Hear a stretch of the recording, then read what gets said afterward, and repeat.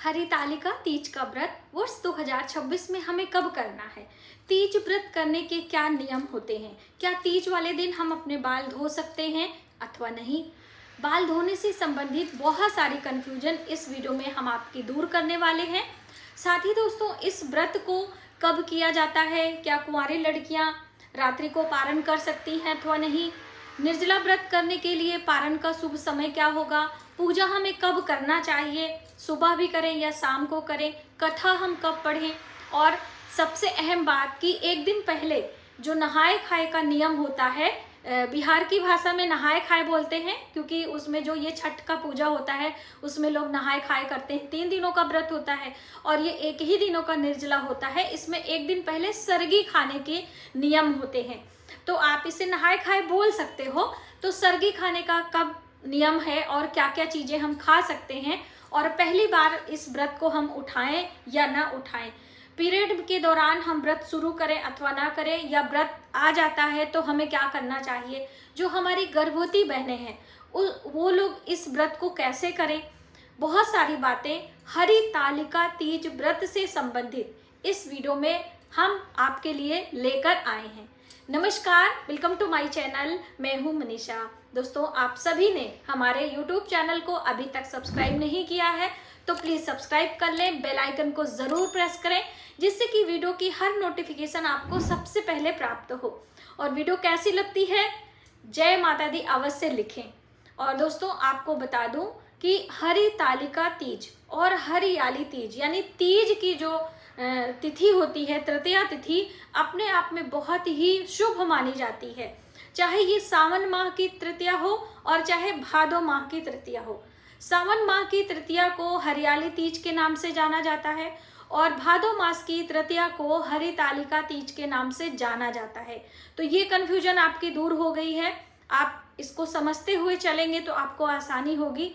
और दोनों ही व्रतों को निर्जला किया जाता है। कुंवारी स्त्रियां, लड़कियां और सुहागन स्त्रियां दोनों ही इस व्रत को करती हैं। और दोनों ही व्रतों में सौभाग्य की देवी माता पार्वती अखंड सौभाग्य की देवी मानी जाती हैं। उन्हीं के परिवार की पूजा की जाती है। सबसे पहले इस व्रत को माता पार्वती ने ही किया था और अपने इस व्रत के महात्म से उन्होंने भगवान शिव को पति के रूप में पाया था। तो तभी से सभी स्त्रियां इस व्रत को करती हैं निर्जला। अब देखिए, निर्जला करने के नियम है, इसलिए इस व्रत को एक दिन पहले हम शुद्धता से स्नान करके, अपने हेयर वॉश करके हम व्रत में कुछ चीजें खाते हैं भोर में सुबह। तो देखिए, सरगी जिसे कहते हैं हमारे आम बोलचाल की भाषा में, तो आप घबराएं नहीं। बहुत सारे लोगों के यहाँ सरगी नहीं खाई जाती है, तो आप ऐसा ना सोचें कि हम वीडियो में आपको बता रहे हैं तो सरगी खाना आवश्यक ही है। अगर आपके परिवार में परंपरा नहीं है तो आप ना खाएं। जैसे आप मेरी बात करेंगे कि दीदी आप खाते हो कि नहीं, तो हमारे परिवार में कभी सरगी नहीं खाई जाती थी। हाँ, मेरी सासू माँ चाय की बहुत शौकीन थी, इसलिए वो सुबह भोर में उठकर सूर्य उदय से पहले चाय जरूर पीती थी। लेकिन मुझे चाय का उतना शौक नहीं है, तो चाय हम क्यों उठेंगे और कुछ भी नहीं करते हैं। हाँ, सुबह उठते ही जल्दी उठकर स्नान ध्यान करके भगवान सूर्य को जल देकर हम अपने पूजा मंदिर में पूजा प्रार्थना और संकल्प जरूर लेते हैं।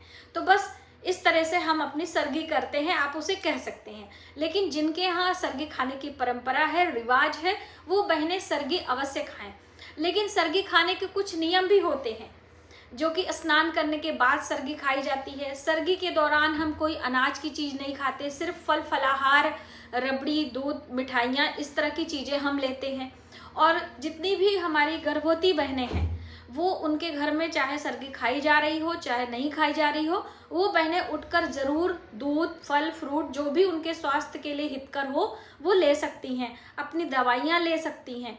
और भी जो बहनें स्वास्थ्य से संबंधित दवाइयाँ लेती हैं, वो लोग भी सुबह उठकर दवाइयाँ वगैरह आदि ले लें। जिनको बीपी आदि का इशू है वो नींबू नमक पानी आदि पी ले, जिससे कि पूरा दिन आपका निर्जला व्रत कंप्लीट हो पाए, कोई असुविधा ना हो। अब आप सोच रहे होंगे कि व्रत किस दिन करेंगे दीदी, इतनी बातें बता रही हैं। तो देखिए, वर्ष 2026 में व्रत करने के लिए 13 सितंबर का दिन ज्यादा शुभ होगा। इस दिन सूर्योदय के साथ तृतीया तो नहीं है, लेकिन तृतीया तिथि सुबह 6:06 पर लगभग शुरू हो रही है। तो आप इस दिन व्रत करें क्योंकि तृतीया तिथि का महत्व है, ठीक है। और चतुर्थी में हम व्रत का पालना करते हैं। तो 14 तारीख को यानी 14 सितंबर को सुबह लगभग 7 बजे अराउंड, मैं वीडियोस के लिए कंप्लीट दूंगी, लेकिन लगभग 7:07 तक ही 6 मिनट तक ही तृतीया है, उसके बाद चतुर्थी लग जाएगी। यानी कि 13 सितंबर को निर्जला व्रत करना हमारे लिए ज़्यादा शुभ होगा और 12 सितंबर को हम सरगी आदि खाएंगे। ये चीज़ें आपकी क्लियर हो गई। गर्भवती बहनें बिल्कुल सरगी वगैरह खा लें। पूजा करने के बाद भी आप जलीय आहार ले सकते हो, आपको कोई दोष पाप नहीं लगेगा, क्योंकि आपके गर्भ में पल रहे शिशु को भूखा नहीं रखना है। आप स्वयं व्रत हैं, आपका बच्चा नहीं है, इसलिए आप उसके स्वास्थ्य का ख्याल रखें। ईश्वर भी आपकी मनोकामनाएं पूर्ण करेंगे। जो लड़कियां कुंवारी हैं वो व्रत कर रही हैं, वो शाम को पूजा करने के बाद तारे देखकर अपने व्रत को तोड़ सकती हैं, ठीक है। अब आप करें या ना करें ये एक अलग बात है, आपके अंदर श्रद्धा है, सामर्थ्य है तो आप दूसरे दिन करें, लेकिन कर सकती, इसमें भी कोई दोष पाप नहीं लगता है।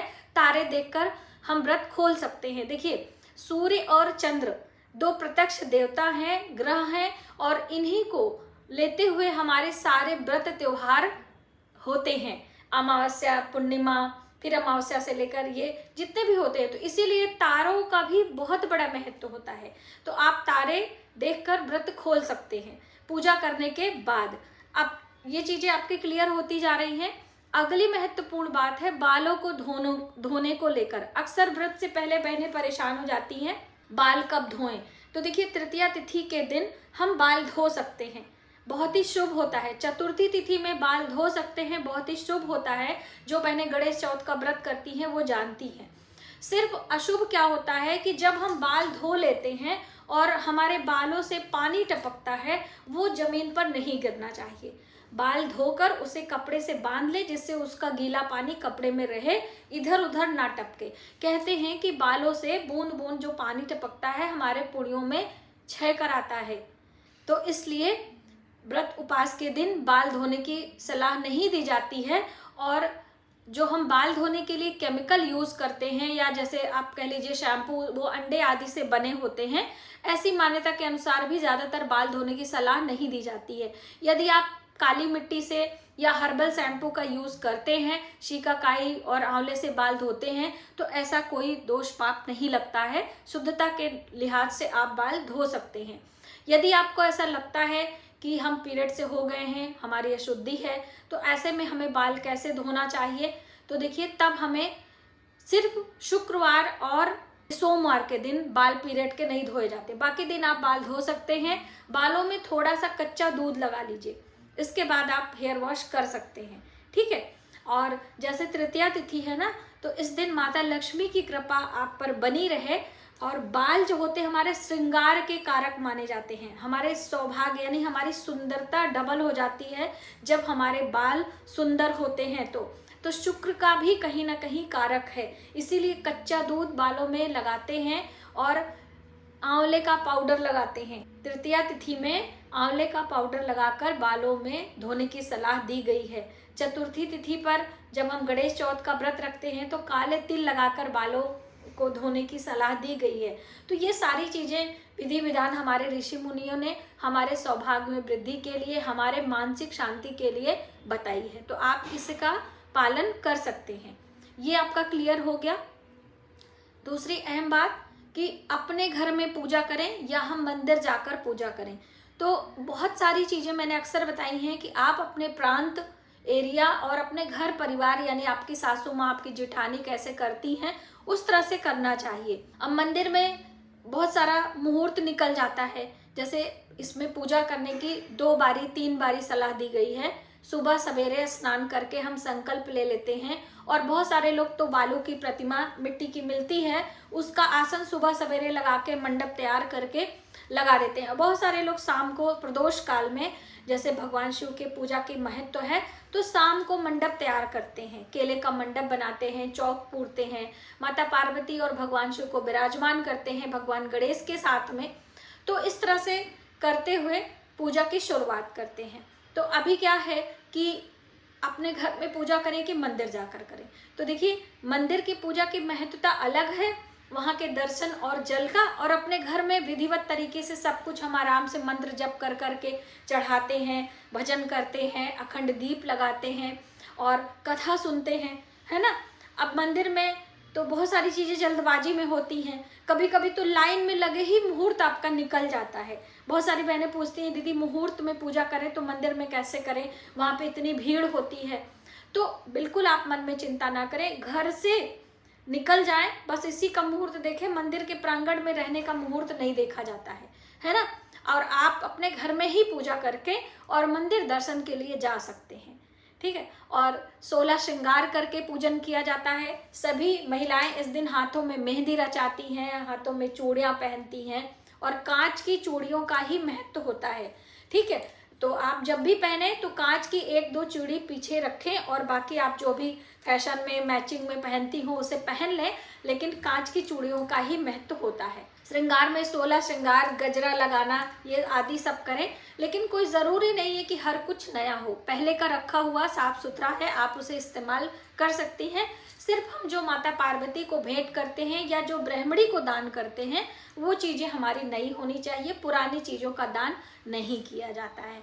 तो मुझे उम्मीद है कि ये हरितालिका तीज व्रत से संबंधित सभी महत्वपूर्ण जानकारी, नहाए खाए से लेकर व्रत तक के नियम आपको मालूम चले होंगे, और आप इन बातों का ख्याल रखते हुए भादो मास की शुक्ल पक्ष की तृतीया तिथि पर अपने सौभाग्य में वृद्धि के लिए पति की उत्तम स्वास्थ्य और दीर्घायु की कामना से सभी स्त्रियां इस व्रत को धारण करेंगी और कथा अवश्य सुनेंगी।